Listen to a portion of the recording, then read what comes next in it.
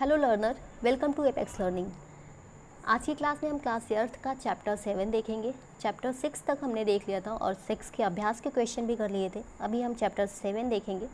Chapter 7 का नाम है आपका पौधे एवं जंतुओं का संरक्षण। तो ये बहुत ही इम्पॉर्टेंट और बहुत ही इंटरेस्टिंग भी है। ये चैप्टर इम्पॉर्टेंट के साथ साथ इंटरेस्टिंग है, क्योंकि इसमें हम क्या जानेंगे, पौधे और जंतुओं के बारे में जानेंगे। मतलब पूरी तरह से हम अपनी प्रकृति के बारे में जानेंगे। और ये इम्पॉर्टेंट इसलिए है क्योंकि ये जो है आपके एट्थ क्लास में तो है ही इम्पॉर्टेंट, साथ ही साथ जो लोग वनडे एग्ज़ाम की प्रिपरेशन करते हैं, सिविल सर्विसेज की प्रिपरेशन करते हैं, तो इस चैप्टर से बहुत सारे क्वेश्चन वहाँ से निकल के आते हैं, तो उनके लिए भी ये बहुत ही इम्पॉर्टेंट है। और एनसीईआरटी जो है वो आपकी ऑथेंटिक बुक होती है। इसमें जो दिया रहता है वही आपके कंपटीशन के एग्ज़ाम में पूछता है। तो आप एनसीईआरटी की अगर आप लाइन बाय लाइन पढ़ते हैं तो ये आपको बहुत ही बेनिफिट करेगी। तो अगर आप इस चैनल पे आते हैं और यहाँ आके पढ़ते हैं तो आपको अलग से कुछ भी पढ़ने की ज़रूरत नहीं पड़ेगी, क्योंकि मैं एनसीईआरटी का कंप्लीट कवर करती हूँ। आपका जो भी इम्पोर्टेंट चीज़ें उसमें हैं, यानी जो भी चीज़ें हैं बुक में, वो सारी मैं आपको देने की कोशिश करती हूँ, ओरली समझाने की कोशिश करती हूँ, जिससे आपको बुक अगर आप पढ़ें तो आप आसानी से उसको समझ लें और आपको बिल्कुल भी एफर्ट ना लगाना पड़े, दिक्कत ना हो और आप आसानी से उस चीज़ को समझ लें। तो चलिए देर ना करते हुए इस चैप्टर को शुरू करते हैं। इस चैप्टर को शुरू करने से पहले मैं इस पूरे चैप्टर का एक छोटा सा ओवरव्यू दूंगी, क्योंकि मैं हर चैप्टर का ओवरव्यू आपको देती हूँ, जिससे ये पता चल जाता है कि इस चैप्टर में हमें क्या पढ़ना है। तो पौधे एवं जंतुओं का संरक्षण, इसमें हम क्या पढ़ेंगे कि पौधे और जंतुओं का संरक्षण कैसे किया जाना चाहिए। तो इसमें हम इसके साथ साथ हम ये भी देखेंगे कि पौधे और जंतु जो कि जिनका संरक्षण किया जाना आवश्यक है, क्यों इसका संरक्षण किया जाना आवश्यक है, क्योंकि पौधे वन भी कटते जा रहे हैं, वनोन्मूलन हो रहा है, यानी कि वन का लगातार कटना वनोन्मूलन कहा जाता है। वन कट रहा है और साथ साथ वनों में रहने वाले जीव, जब वन ही कट जाएंगे और उनका घर ही ख़त्म हो जाएगा तो जीव भी आपके विलुप्त होने लगेंगे, तो वो भी धीरे धीरे विलुप्ति के कगार पे पहुंचते जा रहे हैं। तो इनका संरक्षण किया जाए, कैसे किया जाए, और भारत सरकार इसके लिए क्या क्या योजनाएं या फिर कितने अभ्यारण्य लेके आती है, तो ये सारी चीज़ें कैसे काम करती हैं, ये सब हम देखेंगे इस चैप्टर के अंदर। और साथ ही साथ हम इसके पर्यावरण पे इसका क्या प्रभाव पड़ता है, वनोन्मूलन का, वन को उन्मूलन से कैसे बचाया जाए, पौधों को विलुप्त होने से कैसे बचाया जाए, ये सारी चीज़ें हम पढ़ेंगे। और उसमें हम ये भी जान जाएंगे कि कितने वन्यजीव अभ्यारण्य हैं और कितने सारे रिजर्व हैं जो कि वनों को और प्रकृति को और साथ साथ जंतुओं को संरक्षित करने के लिए भारत सरकार ने बनाए हैं। राष्ट्रीय उद्यान के बारे में पढ़ेंगे, वन्यजीव अभ्यारण्य के बारे में पढ़ेंगे, ये सारी चीज़ें हम इस चैप्टर के अंदर पढ़ेंगे। तो चलिए आज का ये चैप्टर शुरू करते हैं। आज की क्लास थोड़ी सी इंट्रोडक्टरी होगी बस, तो हम देखते हैं। हमने देखा कि कक्षा 7th में बूझो और पहेली ने प्रोफेसर अहमद, मतलब कोई बूझो और पहेली हैं, स्टूडेंट हैं, वो अपने प्रोफेसर के साथ भ्रमण पे जाते हैं और बहुत सारे उनके दोस्त भी हैं जो जाते हैं, और वो क्या हैं, भ्रमण पे जा रहे हैं तो अपने अनुभव को बांटने की कोशिश कर रहे हैं। उनके पास वो कहाँ जाते हैं, भरतपुर अभ्यारण्य में भ्रमण करने गए थे, और कुछ ने काजीरंगा राष्ट्रीय उद्यान, लोकचाऊ वन्यजीव अभ्यारण्य, ग्रेट निकोबार बायोस्फीयर रिजर्व, इन सब के बारे में सुना था, और बाघ संरक्षित क्षेत्र इत्यादि के बारे में सुना था। तो वो जानना चाहते थे कि ये क्या होता है बाघ संरक्षित क्षेत्र, या फिर वो जब अभ्यारण्य में घूमने गए थे तो उन्होंने कैसे देखा था चीज़ों को, वो सारी चीज़ें यहाँ पे शेयर करेंगे। तो हम उसको स्टेप बाय स्टेप जानेंगे। तो सबसे पहला देखिए, राष्ट्रीय उद्यान वन्यजीव अभ्यारण्य एवं जैव मंडल संरक्षित क्षेत्रों को बनाने का क्या उद्देश्य है। पहला क्वेश्चन निकल के आया कि जितने भी राष्ट्रीय उद्यान हैं, आप गए होंगे, वन्यजीव अभ्यारण्य हैं, जैव मंडल संरक्षित क्षेत्र हैं, इन सब को बनाने के पीछे उद्देश्य क्या है, क्यों इसको बनाया जाता है। तो अब हमारा टॉपिक शुरू होता है वनो उन्मूलन। और ये जो आपका क्वेश्चन निकल के आया है, ये वाला क्वेश्चन, इसका आंसर हम इस पूरे चैप्टर के अंदर देखेंगे। ऐसा नहीं कि आपको तुरंत इसका आंसर मिल जाएगा, जब हम इस चैप्टर को ख़त्म कर लेंगे तो आपको इसका आंसर भी मिल जाएगा। तो पहला टॉपिक है हमारा वनो उन्मूलन। एवं इसके कारण। वनोन्मूलन का मतलब होता है वन का कटना। वन का कटना ही कहा जाता है वन का उन्मूलन। हमारी पृथ्वी पर नाना प्रकार के पौधे और जंतु पाए जाते हैं। ये मानव जाति के अस्तित्व के लिए एवं भली प्रकार से रहने के लिए आवश्यक होते हैं। देखिए, वन पाए जाते हैं, लेकिन आपको ये नहीं पता है शायद कि, या फिर पता भी होगा तो आप इतना ध्यान नहीं देते होंगे कि ये जो वन हैं ये हमारे मानव जाति के अस्तित्व के लिए और इनको भली प्रकार से रहने के लिए अत्यंत आवश्यक है। आज इन जीवों के अस्तित्व के लिए वनों उन्मूलन एक बहुत बड़ा खतरा बन गया है। जीवों के अस्तित्व के लिए, यानी मानव जाति के साथ साथ जो जंतु हैं उनका भी अस्तित्व अगर वनोन्मूलन लगातार होता गया तो ये खतरे में पड़ सकता है। कैसे, इसको हम धीरे धीरे करके एक एक करके देखेंगे। हम जानते हैं कि वनोन्मूलन का अर्थ है वनों को समाप्त करने पर प्राप्त भूमि का अन्य कार्यों में उपयोग करना। मतलब वन को काट देना और जो उससे भूमि प्राप्त होती है उसका किसी अन्य कार्य में उपयोग करना, ना कि उस पर वन लगाना। क्योंकि अगर वन लगाना होता तो काटते क्यों। तो वनों का उन्मूलन के कटाई के पीछे क्या क्या उद्देश्य होते हैं, क्या क्या चीज़ें होती हैं जिसके कारण लोग प्रेरित होकर वनों की कटाई करते हैं। तो पहला क्या है, कृषि के लिए भूमि प्राप्त करना। कई बार क्या होता है, कृषि के लिए भूमि प्राप्त करने के लिए वनों की कटाई कर दी जाती है। दूसरा, घरों एवं कारखानों का निर्माण। मतलब घर और कारखानों को बनाने के लिए भी वनों की कटाई कर दी जाती है। वहाँ घर बनाने होते हैं या फिर उद्योग स्थापित करने होते हैं, जिसकी वजह से अच्छे खासे वनों की कटाई हो जाती है। और तीसरा, फर्नीचर बनाने अथवा लकड़ी का ईंधन के रूप में उपयोग करने के लिए। फर्नीचर वाले उद्योग में लकड़ी का बहुत बड़े पैमाने पे यूज होता है। लकड़ी उद्योग है एक, जिससे क्या होता है, वो कहाँ से आती है। कई बार जो होता है कि लोग उसके लिए वन लगाते हैं और फिर काटते हैं, फिर लगाते हैं, फिर काटते हैं, तो वो तो ठीक है। लेकिन कई बार अवैध तरीके से वनों को काट दिया जाता है। मतलब लगाया नहीं जाता है लेकिन काट दिया जाता है। तो फर्नीचर उद्योग में लकड़ी का बहुत बड़े पैमाने पे यूज होता है। और साथ ही साथ ईंधन के रूप में भी लकड़ी का उपयोग होता है, जिसके लिए वनों का काटा जाता है। तो 3 कारण हैं वनों के कटने के। पहला, कृषि के लिए भूमि, उद्देश्य 3 है। वनों के काटने के पीछे क्या क्या उद्देश्य काम करते हैं। पहला ये हो सकता है कि कृषि के लिए भूमि प्राप्त करना हो। दूसरा, घरों एवं कारखानों का निर्माण करना हो। और तीसरा, फर्नीचर बनाने अथवा लकड़ी का ईंधन के रूप में यूज करने के लिए आपका वनों का उन्मूलन यानी वनों की कटाई की जाती है। यहाँ तक आप समझ गए होंगे। देखिए, ये तो आपके जो कारण है ये क्या है, कृत्रिम कारण है। मतलब मानव द्वारा ये होते हैं। मानव अपने उद्देश्य की पूर्ति के लिए वनों को काटता है, और इसके पीछे ये 3 उद्देश्य निहित होते हैं।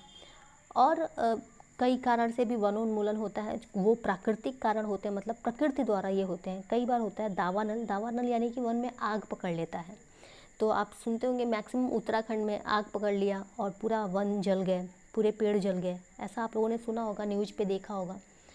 तो ये दावानल एक कारण होता है। और फिर भीषण सूखा अगर पड़ता है तो वन जो होते हैं वो सूख जाते हैं, तो ये भी एक कारण होता है वनोन्मूलन का। तो ये तो प्राकृतिक कारण हो गया और हमने मानव निर्मित देख ही लिया। तो आपको क्रियाकलाप 7.1 देखना है। अपनी सूची में वनोन्मूलन के अन्य कारणों को लिखिए और उन्हें प्राकृतिक तथा मानव निर्मित कारण में वर्गीकृत कीजिए। तो जितना हमने पढ़ा उस हिसाब से आप इसे लिखेंगे और करेंगे तो आपके लिए बेनिफिशियल होगा। अब हमारा अगला टॉपिक आता है वनोन्मूलन के परिणाम। तो वनोन्मूलन के पीछे का उद्देश्य हमने देखा, अब इसके परिणाम देखेंगे कि मतलब वन काटने से इसके क्या क्या परिणाम हो सकते हैं।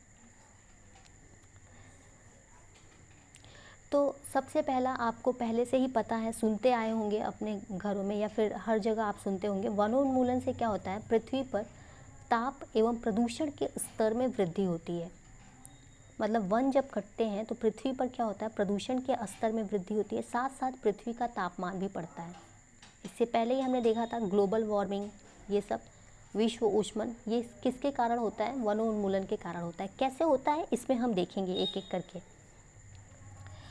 देखिए होता क्या है, हमें ये पता चल गया कि वनोन्मूलन से पृथ्वी के ताप में वृद्धि होती है, साथ साथ वायु प्रदूषण होता है, मतलब पर्यावरण प्रदूषण होता है। तो कैसे होता है ये देखते हैं। इससे वायु में कार्बन डाइऑक्साइड, जब वन उन्मूलन होता है तो वन का हमें पता है, आप लोगों ने क्लास 7 में पढ़ा होगा कि जो वृक्ष होते हैं वो अपना भोजन खुद बनाते हैं। किसकी उपस्थिति में? प्रकाश की उपस्थिति में। किस प्रक्रिया के द्वारा? प्रकाश संश्लेषण के द्वारा। इसमें वो क्या करते हैं कि पर्यावरण से कार्बन डाइऑक्साइड को लेते हैं और ऑक्सीजन को बाहर निकालते हैं। तो ये देखिए, ये कितनी सिंपल सी बात है जो समझना है हमें, कि कार्बन डाइऑक्साइड को लेते हैं और कार्बन डाइऑक्साइड क्या है, हम क्या करते हैं, हम जब सांस लेते हैं तो कार्बन डाइऑक्साइड को बाहर निकालते हैं और ऑक्सीजन को अंदर लेते हैं। और पेड़ पौधे जब अपना भोजन बनाते हैं तो वो उसी कार्बन डाइऑक्साइड को लेते हैं भोजन बनाने के लिए और ऑक्सीजन को बाहर निकालते हैं, मतलब वातावरण में छोड़ते हैं। तो वो ऑक्सीजन हम यूटिलाइज करते हैं। तो ये अगर हम देखें तो वन क्या कर रहे हैं, अपना भोजन बनाने के लिए वातावरण की कार्बन डाइऑक्साइड को एब्जॉर्ब कर रहे हैं, अवशोषित कर रहे हैं। तो वातावरण में कार्बन डाइऑक्साइड की मात्रा को कम कर रहे हैं और ऑक्सीजन की मात्रा को बढ़ा रहे हैं। लेकिन जब हम वन को काट देते हैं, वनों को अंधाधुंध काटते हैं, तो क्या होता है, जब वन ही नहीं रहेंगे तो कार्बन डाइऑक्साइड को अवशोषित कौन करेगा? नहीं करेगा। इसी वजह से वातावरण में कार्बन डाइऑक्साइड का प्रतिशत स्तर बढ़ता जा रहा है और ये आपका विश्व ऊष्मन का एक कारण बनता जा रहा है। ठीक है, और साथ ही साथ ऑक्सीजन का परसेंटेज घट रहा है, क्योंकि लोग तो बढ़ते ही जा रहे हैं और लोग बढ़ेंगे तो उनको ऑक्सीजन की भी आवश्यकता होगी। और इसी वजह से आप देखते हैं लोगों को सांस की समस्या होती है, ऑक्सीजन नहीं मिलता है, ये सारी बहुत तरीके की प्रॉब्लम्स होती हैं, बीमारी होती है। तो इसका एक रीज़न ये भी होता है, देखिए जो स्वच्छ वायु में रहता है ना वो बहुत स्वस्थ रहता है, जो प्रदूषित वायु में रहता है वो अस्वस्थ रहता है, उसको सांस से संबंधित समस्या हो जाती है, चेहरे से संबंधित, स्किन से संबंधित समस्या हो जाती है, स्किन पे स्पॉट आ जाते हैं, बहुत सारी चीज़ें हो जाती हैं। कुछ के कारण हमें पता चलते हैं, कुछ के कारण हमें नहीं पता चलते हैं। तो चलिए, ये इसमें हम नहीं जाएंगे, इसको आगे देखते हैं। अब देखिए, पहला कारण हमें पता चला कि क्या होता है उसका परिणाम। तो पहला हमें पता चला कि कार्बन डाइऑक्साइड के स्तर में वृद्धि होती है। दूसरा क्या होता है, भौम जल स्तर का निम्नीकरण होता है। भौम जल स्तर मतलब भूमि के नीचे जो जल पाया जाता है उसके स्तर का निम्नीकरण होता है वनों के कटने से। तीसरा देखिए, इसका ये हमें अभी कारण पता चल रहा है, इसके नीचे हम इसको रिलेट भी कर लेंगे कि कैसे होता है। अगला देखिए, और क्या होता है कि भौम जल स्तर का निम्नीकरण होता है और वनोन्मूलन से प्राकृतिक संतुलन भी प्रभावित होता है। प्राकृतिक संतुलन भी प्रभावित होता है। कैसे प्रभावित होता है? क्योंकि अगर हम वन काटेंगे तो वन में क्या करते हैं, वन्य जीवों का निवास होता है, साथ ही साथ पर्यावरण प्रदूषण होता है, तो प्राकृतिक संतुलन इससे प्रभावित होता है, मतलब असंतुलित होता है। तो प्रोफेसर अहमद जो थे उन्होंने बताया कि वृक्षों की इसी प्रकार अनवरत कटाई चलती रही तो भूमि की उर्वरता में भी कमी आएगी। भूमि की उर्वरता में कमी आती है और साथ ही इससे और क्या होगा, इसके अतिरिक्त बाढ़ और सूखा जैसी प्राकृतिक आपदाएं की संभावना बढ़ जाती है। तो हम लोगों ने देखिए, अब देखिए एक एक करके मैं आपको गिना देती हूँ कि क्या होता है परिणाम वनोन्मूलन का। तो पहला, वातावरण में कार्बन डाइऑक्साइड के प्रतिशत में स्तर बढ़ता है, भौम जल स्तर का निम्नीकरण होता है, साथ ही भूमि की उर्वरता में वर्षा में और भूमि की उर्वरता में कमी आती है। अगला, बाढ़ और सूखे जैसी प्राकृतिक आपदाओं की संभावनाएं बढ़ जाती हैं। तो ये पॉइंट है, आप नोट डाउन कर लीजिएगा। आगे देखते हैं। जो आपको हमने पहले बताया कि प्रकाश संश्लेषण की क्या होते हैं, वही चीज़ यहाँ पे समझाया है कि कैसे कार्बन डाइऑक्साइड के स्तर में वृद्धि होती है भौम जल के कटने से, क्योंकि पेड़ों के कटने से। क्योंकि पेड़ कटते हैं तो पेड़ क्या करते हैं, कार्बन डाइऑक्साइड को ले नहीं पाते। पेड़ ही नहीं रहेंगे तो कार्बन डाइऑक्साइड को अवशोषित कौन करेगा? तो इसी वजह से कार्बन डाइऑक्साइड के प्रतिशत में वृद्धि होती है, जिससे वायुमंडल प्रदूषित होता है। जिससे क्या होता है, वायुमंडल में कार्बन डाइऑक्साइड की मात्रा बढ़ती है और ऊष्मीय विकिरण, जो कार्बन डाइऑक्साइड होता है वो क्या करता है, पृथ्वी द्वारा उत्सर्जित ऊष्मीय विकिरण को ग्रहण कर लेता है, जिसके परिणाम स्वरूप विश्व ऊष्मन होता है। देखिए, ये हमारी पृथ्वी है और पृथ्वी पे जब सूर्य का प्रकाश पड़ता है तो पृथ्वी क्या करती है, उस ताप को अवशोषित करती है और फिर उसको उत्सर्जित करती है, टेम्परेचर को उत्सर्जित भी करती है। तो वो जो टेम्परेचर होता है वो कार्बन डाइऑक्साइड क्या कर लेता है, अवशोषित कर लेता है।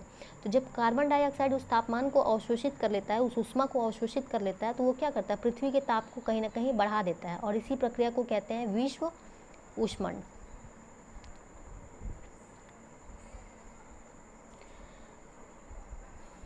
तो पृथ्वी के ताप में वृद्धि के कारण जो होता है वो जल चक्र का संतुलन भी बिगड़ता है। जल चक्र का और जब विश्व ऊष्मन होता है तो उससे जल चक्र का संतुलन भी बिगड़ता है, जिससे वर्षा के दर में कमी आती है और इसके कारण सूखा पड़ता है। तो ये आप लोग लिख लेंगे अगर लिखना होगा तो, क्योंकि लास्ट में क्वेश्चन आएगा। अब अगला क्या होता है, मृदा के गुणों में परिवर्तन होता है। प्रोफेसर अहमद ने कहा कि मृदा के गुणों में भी परिवर्तन होता है। कैसे होता है? इसका मुख्य कारण है वनोन्मूलन।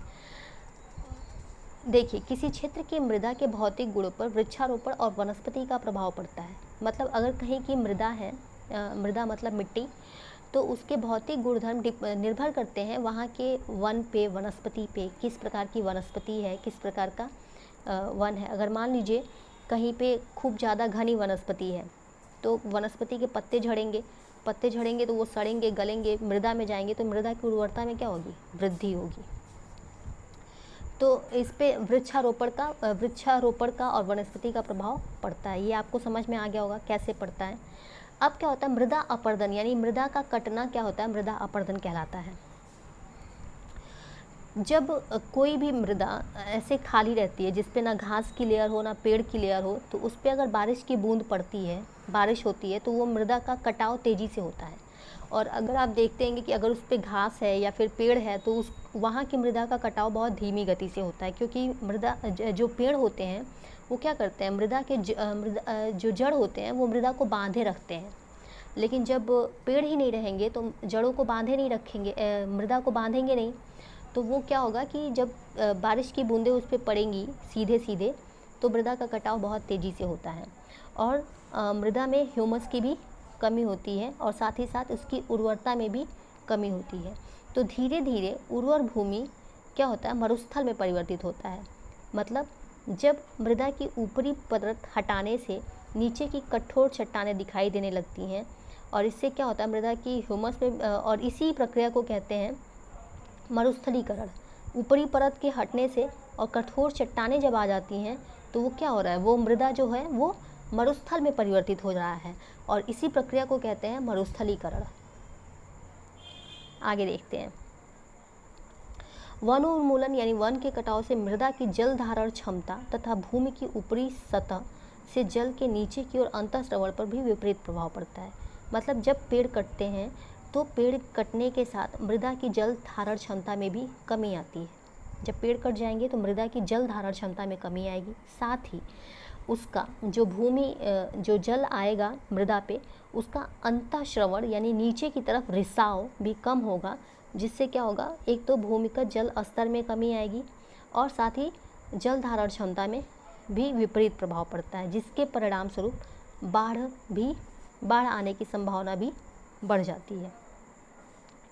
तो मृदा के अन्य गुण जैसे पोषक तत्व, गठन इत्यादि भी वनोन्मूलन के कारण प्रभावित होते हैं। हमने देखा ही कि जब वनस्पति उस पर पड़ता है, सड़ता है, गलता है, तो उससे क्या होता है? मृदा को पोषक तत्व की प्राप्ति होती है। तो ये हमने देख लिया। अब आपका क्रियाकलाप है, इसको देख लीजिए। तो क्रियाकलाप 7.2, वनोन्मूलन से वन्य प्राणी जीवन भी प्रभावित होता है और वो कैसे होता है, इन कारणों की सूची आपको बनानी है और इसे कक्षा में चर्चा करना है। तो ये आप लोग बनाइएगा और आज की क्लास यहीं रहने देते हैं। आगे की क्लास में हम इसके आगे का पढ़ेंगे। तो अगर आपको ये लेक्चर पसंद आया और समझ में आया तो आप इसे लाइक कीजिए, अपने फ्रेंड्स के साथ शेयर कीजिए, उन्हीं के साथ शेयर कीजिए जो देखना चाहते हैं, पढ़ने में इंटरेस्टेड हैं। और इस चैनल पे अगर आप नए हैं तो इस चैनल को सब्सक्राइब भी कीजिए। Thank you.